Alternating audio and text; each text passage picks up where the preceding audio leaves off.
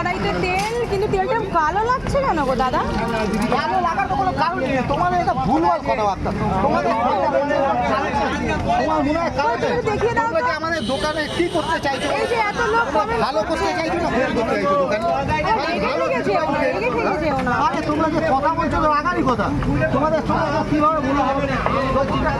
তুমি বলতে চাইছো তেলটা পোড়া নয়, যেহেতু কড়াই এটা কালো তো তোমার একটা ভালো জিনিসের মধ্যে আমি যদি তেলটা ঢালি, চাটুটা তো কালো, আমি যদি চাটু কালোর মধ্যে তেলটাকে ঢালি, তাহলে তোমার কি মনে হয় তেলটা তো কালোই লাগবে?